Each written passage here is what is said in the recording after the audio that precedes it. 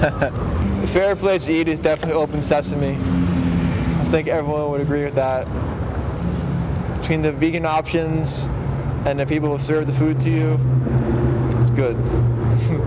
Definitely eating baby food, you know, like pureed like pineapples and shit, you know. Seeing a grown man eat baby food, you get, you know, people will give you weird looks, you know, but it's good, you know. I think I'm pretty resourceful. The hardest place is probably in the South, you know, like in Alabama or somewhere. Supermarkets are called like Piggly Wiggly. I mean, you know what I mean? Like, that's pretty bad.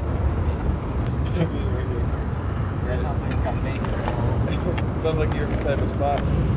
Like, shit. Can I drink my water while I'm talking? You can do that. Oh, all right.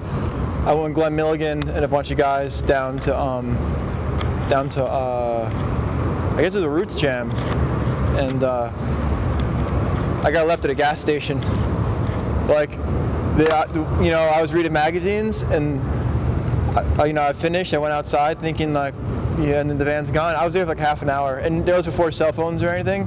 Actually, they left me twice in that trip. Another was 7-Eleven, but that one was close enough to hotel so I could walk back. I think I was shooting freelance for about 3 years or so before I got my ride staff job.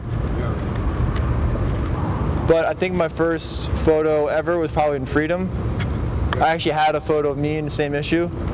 It was like a really blurry photo of me ice pick grinding a dumpster. And then I had a photo of Joey, again, doing like an X-up fakie. There was like a Jersey Scene Report. I forget what the gist of the question was though now. I had to do it once actually. Like pretty much just shoot digital for a while.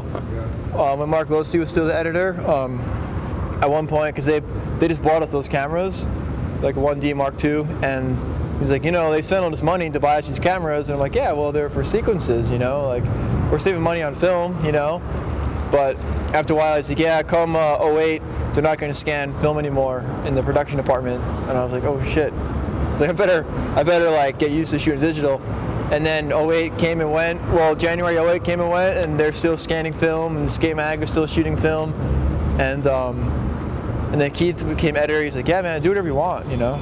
So I only use that out of necessity now. Like if my media format's not working, or it's like just like big bust, you know, and I'm like, I could get it set up 5 minutes faster if I use this camera, you know. I didn't get my license until I was like 22. I had 3 240DL wagons, and now I have a 240DL sedan. I still like the wagons more, but you know, it's like you put all the stuff in the back, and then it's just there for everyone to see, you know.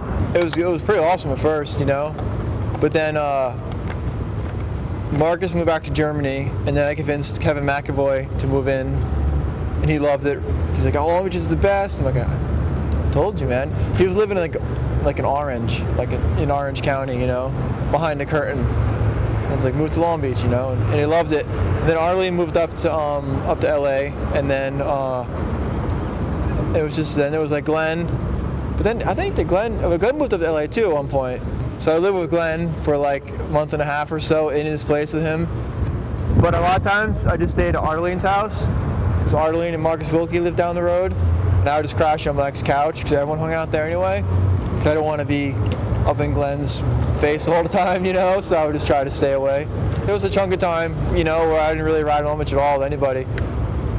And then I convinced Dave Jacobs moved there, and then Fat Tony, you know, he moved there, and then Bostrom moved in, and then Fudger, and then I'm probably forgetting a bunch of people. We got Francis now.